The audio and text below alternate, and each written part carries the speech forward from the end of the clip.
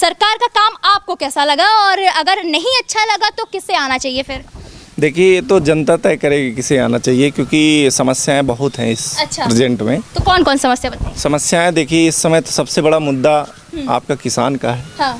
किसान का सबसे बड़ा मुद्दा इस समय। हाँ। आप देख रहे होंगे कि 9 महीने हो गए किसान बॉर्डर बैठे हैं। 600 से ज़्यादा किसान मर चुके हैं। उनका निस्तारण नहीं किया जा रहा, ना MSP का लिखित दिया जा रहा, बस बोला जा रहा कि हाँ आपका जो है MSP बरकरार रहेगा। हमारा क्या MSP के लिए कुछ नरम हुई है सरकार? नरम क्या, वो तो बात कह रहे हैं कि हम राजी हैं, लेकिन कोई बात जो है सामने रखते नहीं हैं। मतलब जैसे बंगाल में ये किसानों के मुद्दा में फर्क मतलब इससे सरकार में फर्क आ गया था और प्रभाव पड़ा था, तो क्या उत्तर प्रदेश में भी फर्क पड़ेगा, प्रभाव पड़ेगा? देखिए, जो है वहाँ पर तो बहुत ज़्यादा किसानों का तो नहीं है, थोड़ा बहुत तो भाई टिकैत साहब वहाँ गए थे। कुछ पंचायतें किए थे। लेकिन ममता की वहाँ जड़ें बहुत ज़्यादा मजबूत थी। तो उत्तर प्रदेश में क्या वो किसान का मुद्दा यहाँ पर असर डालेगा? बिल्कुल असर डालेगा, क्योंकि यहाँ पर पश्चिमी क्षेत्र में जो है काफ़ी जाट लोग हैं। और टिकैत का वहाँ पर असर है। कम से कम इनके 40-50 सीटों पे इनका असर यहाँ डालेगा। अच्छा, डालेगा? बिल्कुल डालेगा, और इसमें इनके नुकसान भी होगा। अच्छा। क्योंकि भाई आप यहाँ दादा ने भी बताया, देखिए ये मतलब किसी की बात नहीं, मैं एक सही बात बोल रहा हूँ जो प्रेजेंट में दिखाई दे रहा कि ये आप किसान बहुत इसलिए पीड़ित है। एक तो पहली बात, उसकी उचित कीमत नहीं मिल रहा जो भी फसल बो रहा। दूसरा, जो कुछ बो रहा है ये जानवर जो है बहुत परेशान कर चुके हैं। भाई इन योगी सरकार गौशालाएं हर गांव में बनवाने के लिए पैसे दे रही है। देखिए, पैसे दे रही है, वो कागजों में है क्या है, लेकिन आप खुद भ्रमण कर रहे होंगे, आप मीडिया वाले हैं, आपसे अच्छा अब हम ज़्यादा नहीं बता पाएंगे क्योंकि अब हर क्षेत्रों में जाते हैं। आप देख सकते हैं कहाँ कहाँ गौशाला है। देखिए कितनी व्यवस्थाएं गौशालों में। क्या उनको चारा मिल पा रहा है, या जितने जानवर इधर उधर घूम रहे हैं उनकी व्यवस्थाएं की जा रही? किसान परेशान है पूरे। देखिए हर खेत में आपको दिखाई पड़ेगा, सब जगह बम्बू लगा। अच्छा। तार भी लगा, फिर भी नहीं उनकी फसलें बच रही हैं। कुछ काम हम बता दें। देखिए, हमने कहा निष्पक्ष बात करेंगे। जैसे इनके सरकार में ये बताऊं, यहाँ के नहीं केंद्र की बात कर दूं, नितिन गडकरी जी वो काम कर रहे हैं। अच्छा। भाई हाईवे देख लीजिए, जो काम कर रहा है उसके लिए कहेंगे, लेकिन इनके मुद्दे कुछ गलत हैं। इस सरकार ने आत्मनिर्भर बनने के लिए आपको प्रेरित किया? भैया, हिंदुस्तान है 70% आबादी, आज भी 72% आबादी गाँव में निवास करती है। गाँव में निवास करती है। किस आधार पे आत्मनिर्भर बना रहे हैं? अगर आप ये चाहते हैं आत्मनिर्भर बनाने के लिए कोई चीज़ पैरेलल में लाई जाती है। आप ये कहते हो कि ये चीज़ आप छोड़ दीजिए, चाइना का प्रोडक्ट है, तो चाइना का प्रोडक्ट हम बंद कर देंगे। आप उसके पैरेलल हिंदुस्तान में फैक्ट्रियाँ लगा के पैदा तो करो, तो हम छोड़ देंगे। मुद्दा समझ रहे हैं ना हम क्या बता रहे हैं? भाई आप आत्मनिर्भर हम कैसे बन जाएं? आप कुछ ऐसी कोई व्यवस्थाएं करें तो आत्मनिर्भर हम बने।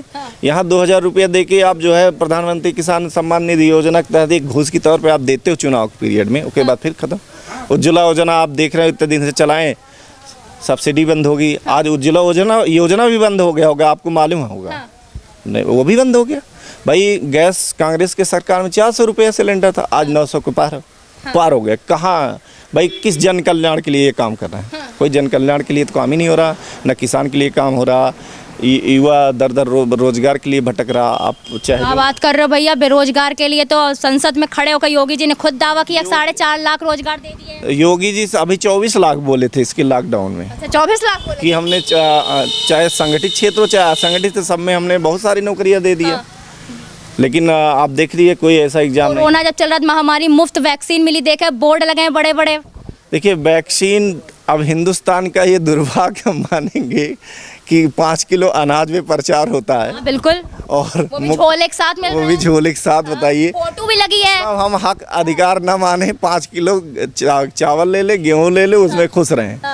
उसी का वो आज उसी का परिणाम है कि 500 रुपया जो डायरेक्ट खाते में जा रहा है, और उधर से पेट्रोल डीजल बहुत महंगा कर दिया गया। मतलब कुल मिला रुपया लगभग डीजल हो गया, और 100 रायबरेली तो 100 हो गया, दिल्ली तो 100 पार हो गया पेट्रोल। तो ये इनका जो, चाहे वो केंद्र हो चाहे प्रदेश की सरकार हो, ये जनता का मतलब, ये देश को भी बिजनेस बना लिया, जनता को मतलब वो बहुत गलत नज़रिए से, उनका जन कल्याण की भावना जनता के प्रति नहीं है। अगर होती तो आई थिंक जो है इंडिया से, भारत से श्रीलंका भी पेट्रोल लेता है, और आपका बांग्लादेश भी लेता है। शायद 55-56 रुपये में लेता है, 57-58 रुपये में बेचता है। लेकिन का हिंदुस्तान के यहाँ का जो गरीब जनता है, जो 70% आबादी कृषि का है, पेट्रोल डीजल अगर बढ़ जाएगा ना, तो हिंदुस्तान का हर एक प्रोडक्ट बढ़ जाता है। भाई उसी से आपका ट्रांसपोर्टेशन का भी बढ़ जाएगा। हाँ। हर एक चीज़ उसी से जुड़ी कुल हुई है। मिलाक भैया आप यही कहना चाहते हैं कि 2022 में कमल नहीं खिलेगा? देखिए मैं डायरेक्ट इसलिए नहीं कहता क्योंकि भाई आप कह सकते हैं अधिकार नहीं, अधिकार बिल्कुल है। हाँ। क्योंकि यहाँ पर कई मुद्दे हैं। हाँ। किसान तो मुद्दा है, रोजगार का मुद्दा है, लेकिन हमारा युवा भी कुछ भटका हुआ है। अच्छा। वो हिंदू मुस्लिम में भटक जाता है। हाँ। क्योंकि आज धर्मवाद चल रहा है भैया। अभी आपको हम ये बता दें, पिछले कोरोना में जब पूरे देश में हाहाकार मचा, लोग मरने लगे, हाँ। ऑक्सीजन की कमी हुई और सरकार सीधा कह रही कोई ऑक्सीजन से नहीं मरा है। हाँ।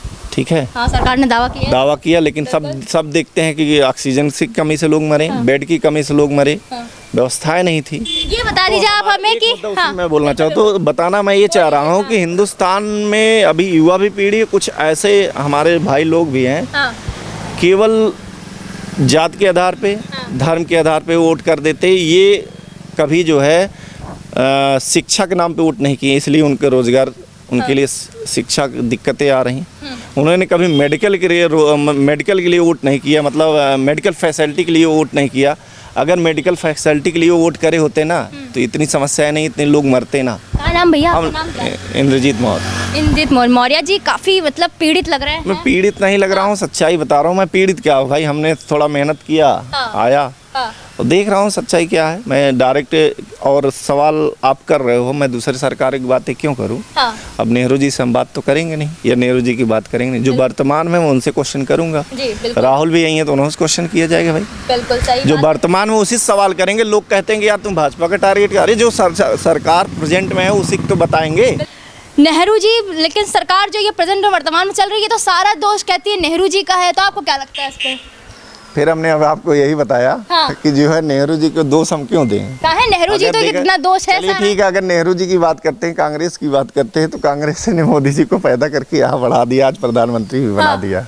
तो अगर हम, चलिए मैं वहाँ की बातें छोड़ दें, मैं अपने घर के ले लेता हूँ कि हमारे दादा परदादा जो भी उस परिस्थिति, विषम परिस्थिति में जो भी व्यवस्था करके हमारे पिताजी को पढ़ाया, या जो भी उनके लिए व्यवस्थाएं की, तो क्या उनके लिए जो भी वो क्षमता रहा उन्होंने किया, तो क्या हमारे पिताजी के या हमको उनको गोली मार देना चाहिए कि तुमने कुछ किया ही नहीं हमारे लिए?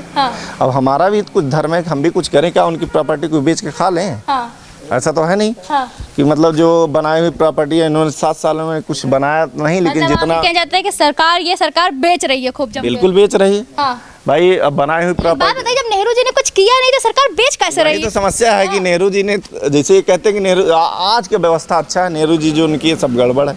अरे नेहरू जी ने तो आपको बड़ी बड़ी परियोजनाएं दिया, IMA दिया, बड़ी बड़ी यूनिवर्सिटीज दी, एयर इंडिया, मतलब आपको ये बताएं कि ऐसी ऐसी चीज़ें दी, बड़े बड़े हॉस्पिटल दिए, एम्स दिए, जो आज के लोग विरोध करते, बाबा राम जैसे लोग जो है लड़ाई लड़ लेते हैं, उसी में जाके भी भर्ती भी हो जाते हैं। तो ये सब चीज़ें कांग्रेस की समय की देन है। आज 7 साल में आप कुछ बनवा दिए हो, सिर्फ आपने घोषणाएं कर दी, कुछ बनवा के दिखा दीजिए, फिर बेचिए, तब तो अच्छा लगे, देशवासियों को भी अच्छा लगे। अच्छा। बनाए हुए चीज़ों को बेचते चले जा रहे हो और आके बड़ी बड़ी बातें करके फिर चले जाते हो। तो क्या भैया का कहना यही है कि जो है सरकार, अगर नेहरू जी पे जो दोष डालते हैं मोदी जी कि अगर सरकार ने कुछ किया नहीं तो फिर बेच कहाँ से रहे हैं? जो बेच रहे हैं वो तो नेहरू जी के ज़माने से ही चला रहा है, वो तो उन्होंने ही किया है। N News साथ सच का।